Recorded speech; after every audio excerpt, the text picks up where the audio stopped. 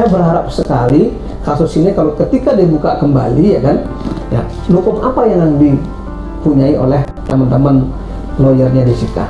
Tiba-tiba membuat sesuatu ya, tapi kalau memang ada silakan membuat PK baru. Toh juga aturan hukum undang-undang menghargai itu dan memberikan kesempatan pada itu. Aku nggak mau nonton. Ya, karena aku sudah menonton faktanya. Untuk apa aku menonton film? Kalau kita bicara hukum, bicara mengenai fakta yang terungkap di persidangan. Akhirnya saya katakan, coba dulu putar dari awal kejadian, dari jam, nggak bisa diputar.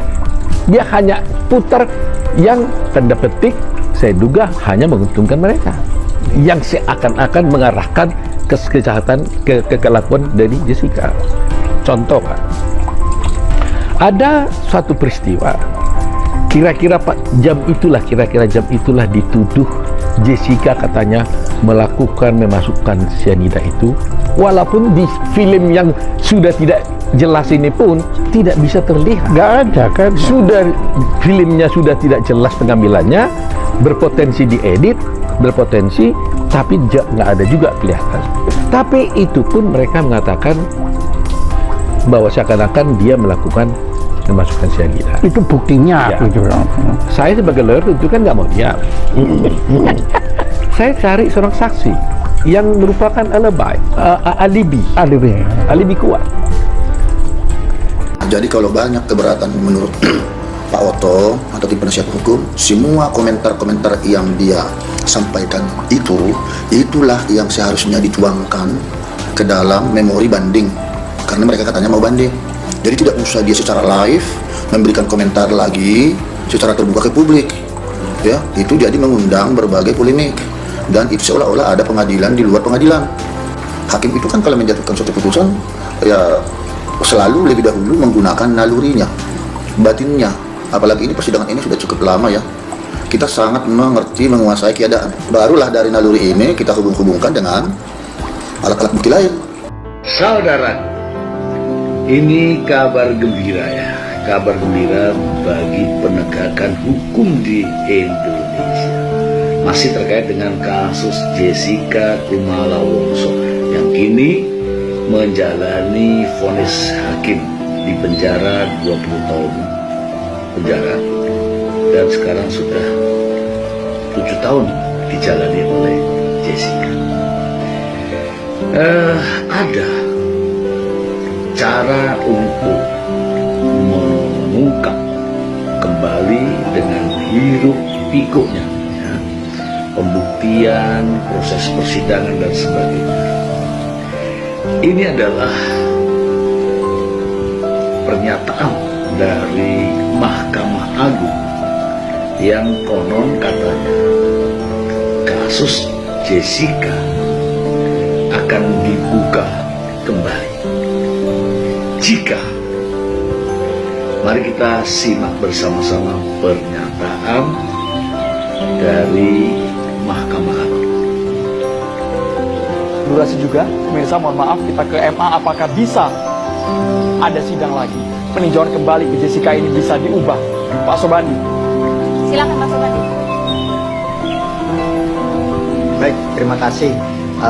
Terlepas dari pikuknya perdebatan apakah CCTV mengenai ahli dan lain-lain, saya ingin menegaskan bahwa proses peradilan terhadap Jessica untuk menegakkan hukum dan keadilan sudah selesai.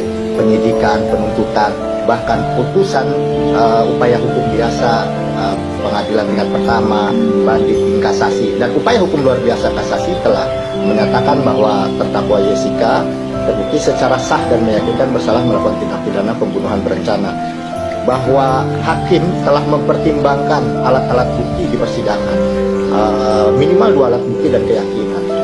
Di dalam perkara tersebut sekitar ada 24 saksi, ahli ada sekitar 14, bahkan dari terdakwa pun menghadirkan saksi, dan itu sudah dipertimbangkan semua di dalam putusan lengkapnya, bisa kita baca bersama.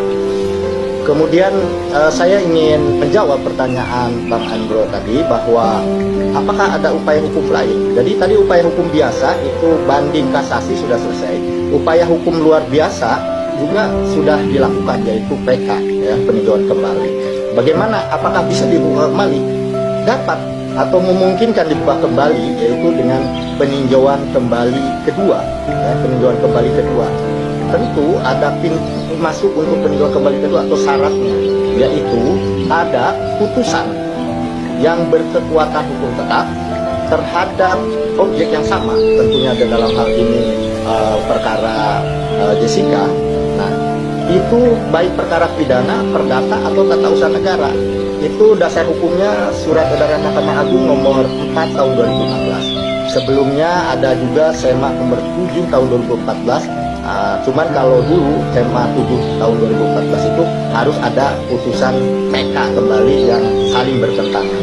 Nah, sekarang dengan SEMA nomor 4 2016 boleh PK atau dapat PK kedua dengan syarat ada putusan yang berkekuatan hukum tetap terhadap objek yang sama, dalam hal ini bisa pidana, bisa perdata atau tata usaha negara. Terima kasih. Oke, Terima kasih, yang Pak Sobandi. dimungkinkan ada celah untuk melakukan proses hukum dengan syarat-syarat tadi sudah disampaikan. Terima kasih banyak Pak Sobandi. Kami akan jeda terlebih dahulu. Nah, peluang itu masih ada untuk membuka kembali kasus Jessica. Ini tugas berat bagi pengacara Jessica, Abang Otto Hasibuan. Ya, semoga saja ya upaya-upaya dari Abang Otto Hasibuan dapat direalisasikan. Ya, harapan kita semua semoga bisa terwujud. Demikian. Sekarang kita pakai logika, kenapa kemudian pelaku memutuskan memakai racun? Kok tidak pakai celurit? Kok tidak pakai badik? Kok tidak pakai bom? Kenapa dia pakai racun? Karena racunlah yang memungkinkan si pelaku ini untuk membangun jarak sejauh-jauhnya dari korban, dari TKP. Dengan kata lain, pelaku menggunakan racun agar dia punya kesempatan membangun alibi. Klasik, termasuk teman-teman di kepolisian, belajar tentang teori segitiga kejahatan. Teori itu ingin mengatakan bahwa karena korban di situ, TKP di situ, maka pelaku di situ. Oke. Teori ini anggaplah betul, tapi pengecualian ketika kita bicara racun. Tadi saya katakan racun yang memungkinkan, instrumen kejahatan yang memungkinkan si pelaku untuk menjauh dari korban, menjauh dari TKP, sehingga teori segitiga kejahatan runtuh, tidak berlaku. Nah sekarang dalam kasus ini sangat aneh menurut saya. Sebutlah Jessica bawa cyanida dia masukkan ke kopi diminum oleh mendiang Mirna kehilangan nyawa. Posisi Jessica di mana? Ternyata dia tidak lari. Dia berada di situ, dia tongkrongi proses kematiannya. Dia biarkan kamera tetap menyala dan menyorot diri dia. Dia biarkan saksi mata sekian banyak menyaksikan situasi itu. Nah, masuk di kepala saya. Apa poinnya dia pakai racun? Logika di balik penggunaan racun itu yang dari sudut pandang psikologi forensik membuat saya sanksi. Sekali lagi, jangankan bicara tentang Jessica sebagai pelaku pembunuhan, bahwa peristiwa itu pun disebut sebagai peristiwa pembunuhan alias peristiwa pidana, izinkan untuk sampai detik ini pun saya tetap ragu dengan itu. Jadi nggak berubah ya posisi keyakinan teoretik dari yang dulu itu sampai sekarang, bahwa belum tentu Jessica itu. Ini isi kepala saya ya, saya ragu lah. Tapi isi hati saya sama seperti Bang Jansen. Saya merasakan kesedihan, saya merasakan kepedihan. Yang suka tidak suka harus dialami oleh keluarga Mirna dan juga keluarga Jessica. Kalau saya berada di posisi orang tua Mirna atau saya berada di posisi orang tua Jessica, samalah sakitnya, sama saja. Ini saya bicara isi hati. Reza Indragiri Amril yang merupakan ahli psikologi forensik sangat yakin jika Jessica Wongso bukanlah pelaku pembunuhan Mirna Salihin. Reza Indragiri merasa tak masuk logika jika Jessica Wongso membunuh Mirna Salihin menggunakan racun. Logika penggunaan racun menurut saya tidak masuk akal dalam kasus ini, ucap Reza Indragiri. Reza Indragiri yakin racun digunakan dalam kasus pembunuhan Mirna lantaran agar pelaku mudah mencari alibi. Pasalnya, pelaku dapat menuduh pihak lain sebagai pelaku pembunuhan jika menggunakan racun. Bahkan pelaku juga dengan mudah langsung melarikan diri usai melakukan pembunuhan dengan menggunakan racun. Karena saya berkeyakinan berdasarkan sekian banyak studi Tentu saja bahwa orang yang menggunakan instrumen racun, bukan celurit, bukan badik, dan sejenisnya, adalah karena racun yang memungkinkan bagi dia untuk membangun alibi. Jelas Reza Indragiri.